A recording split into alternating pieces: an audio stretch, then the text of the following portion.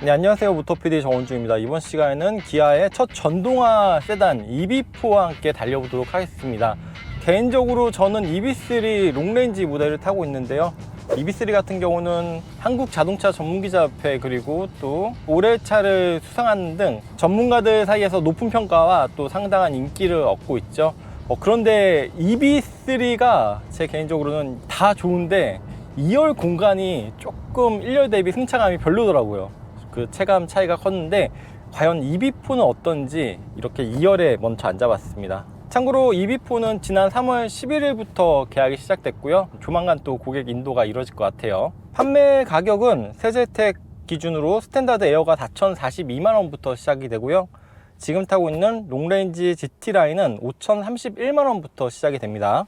참고로 EV3는 스탠다드 에어가 3,995만원으로 47만원 정도 싸고요.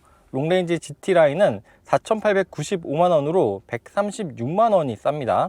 국고 보조금은 롱레인지가 565만원, 그리고 스탠다드는 에어와 어스가 518만원, GT 라인이 485만원인데요. 이 롱레인지 GT 라인의 경우 서울에서는 565만원의 국고 보조금 그리고 57만 6천원의 지자체 보조금을 제하면은 실제 구매가는 4,408만원부터 시작이 되는 셈입니다. 그리고 EV4는 EV3와 동일한 전륜 기반 이 GMP를 사용하고 있는데요. 추가적으로 EV3와 또 EV4의 제원을 비교하면 지금 타고 있는 EV4는 전체 길이가 4,730mm, 그리고 EV3는 4,300mm로 꽤 차이가 있습니다. 그리고 전폭도 EV4 1860, EV3 1850, 전고는 EV4가 1480이고 EV3가 1560으로 당연히 좀 더 높습니다. 그리고 또 휠베이스도 이 EV4가 2820이고요. EV3는 반면 2680으로 차이가 납니다. 이렇게 앉았을 때 지금 1열 시트는 B필러 정도에 맞춰 놓은 상태거든요. 현대기아는 여기 옆에 워크인 버튼이 있어서 이렇게 뒤에서도 조작을 할 수 있다는 게 편하더라고요. 이게 딱 진짜 B필러에 맞춰 놓은 상태. 참고로 제가 실제 운전할 때는 이것보다 좀 더 앞으로 당기긴 합니다. 하지만 이 상태에서도 무릎 공간은 주먹 2개가 넘고요. 그런데 머리 위 공간은 그냥 편하게 앉으면은 닿진 않는데, 근데 또 이렇게 허리를 딱 세우면은 위가 살짝 쓸리는 정도예요. 그래도 유럽 차들 대비 이런 시트 각도는 기본적으로 좀 누워 있어서 이 자세는 편하고요. 하지만 따로 리클라이닝 같은 각도 조절 기능은 없습니다. 그래도 2열 시트는 6대4로 폴딩해서 짐을 조금 더 확장해서 적재할 수가 있고요. 또 열선 시트는 3단계고요. 송풍구는 이 가운데 있고 아래쪽에는 추가적인 수납 공간이 조그맣게 있고 USB C타입 단자는 이 시트 옆쪽에 있습니다. 또 EV4는 EV3와 마찬가지로 이런 선루프가 파노라마 타입은 아니고 그냥 와이드 타입이어서 다소 개방감은 제한이 있습니다. 그리고 또 세단형 모델이다 보니까 이런 유리 면적도 좀 작죠. 그리고 마찬가지로 1열 헤드레스트가 이렇게 메쉬 타입으로 되어 있어서 이 사이로 살짝 조금 답답함을 해소해주는 그런 역할도 하고 있습니다. 그리고 지금 한 10분 정도 주행을 해봤는데요. 2열 승차감이 확실히 EV4가 좀 더 좋습니다. 아까 도심 구간 그리고 지금은 이제 고속 구간으로 올라왔는데 전반적으로 2열 승차감이 EV3 대비 상대적으로 여진이 적어서 이런 탑승객의 몸 움직임이 확실히 적네요. 이 차 같은 경우는 정말 2열에 탑승하고 장거리를 가더라도 크게 불편함이 없을 정도로 승차감이 꽤나 좋은 편입니다. 코너를 돌아 나갈 때나 차선 변경을 할 때 쏠림도 적은 편이고요. 참고로 2열 쪽은 이중 접합 차음유리는 아닌데요. 앞쪽이나 옆쪽 그리고 하부 쪽 소음은 적은데 상대적으로 뒤쪽에서는 조금 더 크게 소음이 들어오긴 합니다. 현대 아이오닉 6와 비교하자면 개인적으로는 아이오닉 6가 조금 더 승차감이 좋은 것 같고요. 그리고 GT라인 같은 경우는 이 머리 위에도 블랙 니트 헤드라이닝을 씌워서 스웨이드만큼은 아니지만 고급감도 좀 살렸고요. 이런 시트의 컬러 대비도 GT라인이 가장 깔끔하지 않나라는 생각이 들어요. 청바지 같은 걸 입었을 때 이 시트 좌판 쪽에 이염이 걱정되는데, 그래서 아래쪽은 좌판 쪽은 어두운 컬러, 위쪽은 밝은 컬러라는 게 더 실용적이지 않나 생각이 됩니다. 그리고 또 EV3와 차이점이 이 슬라이딩 콘솔 테이블이 앞으로 이동하는 길이는 짧은데 그 대신 위쪽의 쿠션이 완전히 뒤로 젖혀져서 이렇게 약간의 테이블 역할을 합니다. 이런 건 아이디어가 상당히 좋은 것 같아요. 그리고 여기도 약간 고무 재질로 마감을 해서 미끄럼도 방지를 하고 있고요.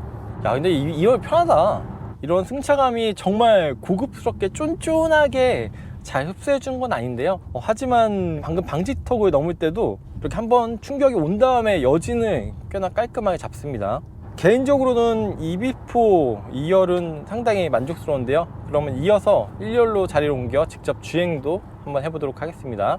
네, 이어서 기아 EB4 1열로 자리를 옮겼습니다. 이렇게 앉았을 때 전반적인 인테리어 디자인이나 구성이 EB3와 거의 동일해서 마치 제 차를 타고 있는 듯한 느낌이 드는데, 하지만 이 시야가 확실히 낮네요.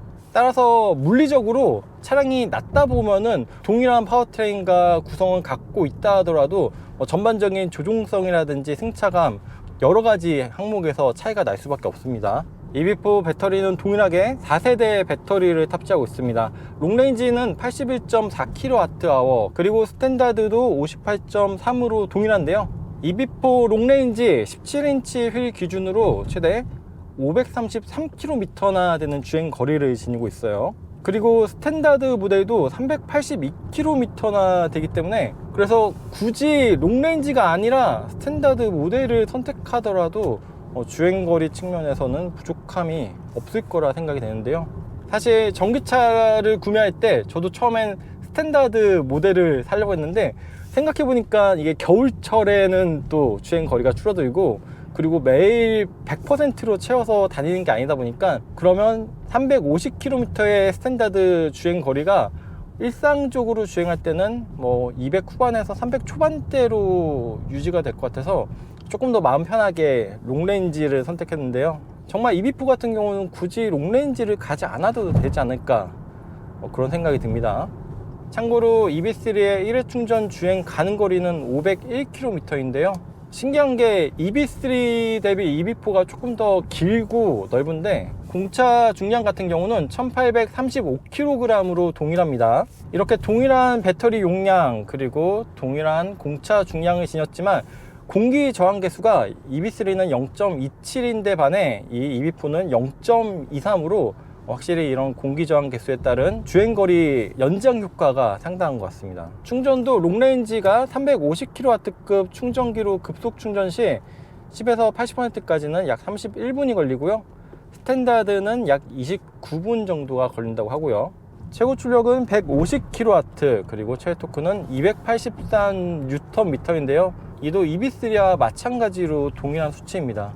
같은 공차 중량 그리고 동일한 최고 출력과 최대 토크를 지니고 있지만 차량의 거동성이나 움직이는 느낌이 다르기 때문에 아무리 같은 플랫폼과 같은 배터리 용량, 모터를 탑재하고 있다고 하더라도 차량의 성격이 확실히 다르게 느껴집니다.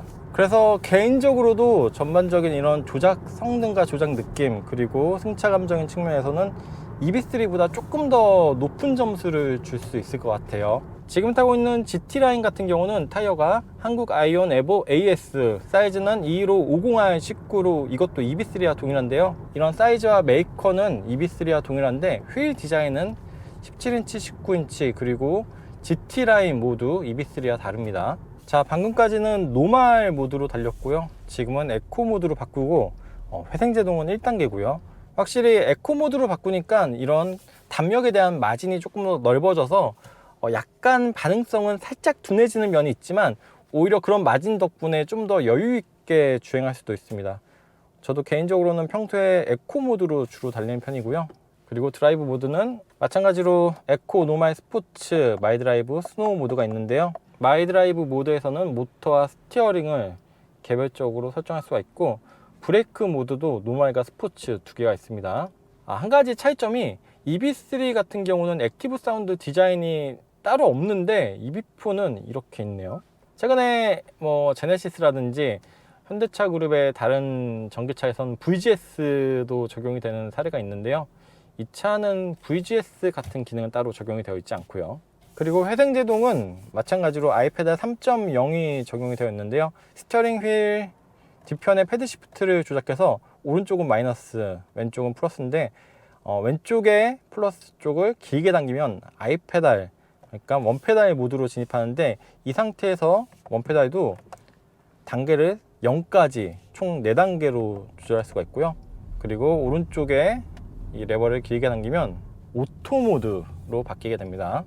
이 오토 모드는 앞차와의 차간 거리 등에 따라서 이 회생제동량을 저절로 변경해 주는 모드인데요. 처음에는 이게 상당히 편한데 지나다 보니까 이게 간혹 가다가 내가 원하는 타이밍과 좀 엇박이 날 때가 있어서 저 같은 경우는 그냥 회생제동 1로 다니는 편이고요. 지하 주차장을 내려갈 때라든지 내리막길을 길게 갈 때는 회생제동을 3이나 2로 높이는 편이고요. 아, 이건 부럽다. 액티브 사운드 디자인. 그리고 EV4는 실내에 기본적으로 9개 에어백이 장착이 되어 있고요. 에이다스도 동일하게 고속도로 주행 보조 2까지, 그리고 또 원격 스마트 주차 보조까지 적용이 되어 있습니다. 서라운드 뷰 모니터도 전방 4단계, 후방 4가지 앵글, 그리고 360도 뷰도 지원하고요. 이렇게 속도가 높아지면 사라지긴 하는데 이 CCNC 우측 화면을 스와이프하면은 이렇게 주행 중에도 상시 어라운드 뷰 비슷한 기능이 제공이 되어집니다. 또 EV3와 다른 점은 운전자 전방 주시 경고 카메라가 이 스티어링 휠 뒤편에 위치하고 있고요. 디스플레이도 동일하게 12.3인치 클러스터, 그리고 가운데 5인치의 보조 스크린, 또 12.3인치의 인포테인먼트 스크린이 와이드 타입으로 이어집니다. 액티브 사운드 디자인을 지금 가장 강하게 설정한 상태인데요. 물론 진짜 내연기관의 엔진음과 배기음과는 차이가 있지만 그래도 초기의 액티브 사운드 디자인보다는 확실히 세대를 거듭할수록 이런 가상 엔진음도 조금 더 자연스러워지고 있는 것 같아요. 또 이게 디폴트 값이 아니라 원하는 대로 강도를 조절하거나 아예 끌 수도 있기 때문에 이런 점은 EV3에도 적용이 되면 좋지 않을까 라는 생각이 듭니다. EV3만 하더라도 주행시 그런 안정감이 떨어지는 편은 아니거든요. 꽤나 만족하면서 타고 있었는데 확실히 EV4가 좀 더 낮은 만큼 이런 안정성이 조금 더 좋은 수준입니다. 그리고 실내는 거의 EV3와 유사하지만 외관 디자인은 확실히 다르죠. 전면 후드는 보다 낮게 떨어지고요. 그런데 EV4 같은 경우는 세단 모델인데도 차량 외장에 블랙 클래딩을 두르고 있는데요. 또 루프 스포일러도 있고요. 외장 컬러는 총 9가지나 되고요. 실내 색상은 지금 타고 있는 GT라인 전용의 블랙 앤 화이트를 포함해서 총 4가지입니다. 그리고 방금 같이 EV3도 마찬가지인데 이 제동 포인트를 조금 앞서서 가져가는 편이 좋습니다. 또한 EV4는 EV3와 달리 이 상향등 상태를 유지해주는 지능형 헤드램프가 적용이 되어 있고요. 반면 앰비언트 라이트는 멀티 컬러는 아닙니다. 또 실내에서 차이점이 EV4는 100W를 지원하는 이 C타입 단자도 포함을 하고 있고요.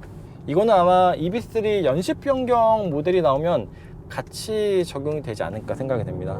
그리고 이런 스마트폰 무선 충전 패드와 수납 공간이 구조는 동일한데요. 아무래도 깊이 자체가 EV3보다는 손을 뻗었을 때 더 쉽게 닿는 위치예요. 트렁크는 기본 490리터의 적재 공간을 지니고 있고요. EV3와 달리 앞쪽에 프렁크 별도의 수납 공간은 없습니다. 아무래도 보닛 자체도 낮고 전륜 구동 모터가 들어가기 때문에 그런 수납 공간을 따로 확보하기는 어려웠을 것 같아요. 자, 지금은 주행 모드를 스포츠로 바꾸고 회생제동을 3단계로 높여서 주행하고 있는데요. 이렇게 회생제동을 높이면은 가속 페달에서 발을 뗐을 때 마치 엔진 브레이크가 걸리듯이 이렇게 제동감이 느껴지는데 동승자는 조금 불편함을 느낄 수가 있습니다. 그래서 저 같은 경우에도 혼자 타고 있을 때 말고 누군가 동승객이 있는 경우에는 회생제동을 1단계 이상으로 높이진 않고 있어요. 자, 지금 따로 연비 주행을 하고 있는 건 아닌데요. 하지만 이 상태에서도 연비는 약 7km/kWh나 표시가 되고요. 그리고 1열은 이중접합 차음유리가 적용이 되어 있는데요. 이런 풍절음이라든지 측면 그리고 하부 소음도 억제를 잘해 상당히 정숙한 편이고요. 스티어링은 에코 모드에서는 좀 가벼운 편인데요. 그래서 참고로 저는 마이드라이브 모드에서 모터는 에코, 스티어링을 스포츠로 바꾸고 다니면 개인적으로는 이게 가장 편하더라고요. 자, 이렇게 오늘 기아 EV4 시승 행사는 끝났고요. 이제 제 EV3를 가지고 사무실로 복귀하는 길인데요. 이렇게 바로 이어서 EV3는 또 어떤지 다시 한번 확인해 보도록 하겠습니다. 참고로 제가 지금 타고 있는 모델은 롱레인지 어스고요. 휠은 17인치 사양입니다. 휠 사이즈 크기에 따른 차이는 있는데요. 포지션은 가장 낮춰도 EV4 대비 EV3가 조금 더 높죠. 그런데 EV3도 그렇게 껑충 높은 정통 SUV 타입은 아니라서 EV4 대비 조금 더 높다 정도이긴 한데 확실히 체감적으로 다르긴 합니다. 그리고 서스펜션 같은 경우에도 바로 연이어 타보니까 EV4도 물론 좋았지만 EV3도 이런 승차감이나 전반적인 움직임이 좋습니다. 체감적으로 느낌 자체가 분명히 다르긴 하지만 그 차이가 그렇게 크지는 않습니다. 그래서 EV3를 타는 오너 입장에서 정리해보자면 EV4는 확실히 EV3보다 주행 거리도 더 길고 그리고 아무래도 더 늦게 나온 만큼 소소하게 편의사양도 조금 더 증가가 되었는데요. 또 가격 차이도 생각보다 그리 크진 않고요. 하지만 EV3도 500km가 넘는 주행 가는 거리, 공인 인증받은 연비도 물론 EV4가 높긴 하지만 EV3도 좋은 수준의 연비를 기록해 줍니다. 따라서 이런 스펙상의 차이로 인해 어떤 차가 더 좋다, 나쁘다를 평가하기보다는 세단형과 SUV 취향에 따라 선택이 갈리지 않을까라는 생각이 듭니다. 모토PD 정우준이었습니다. 감사합니다.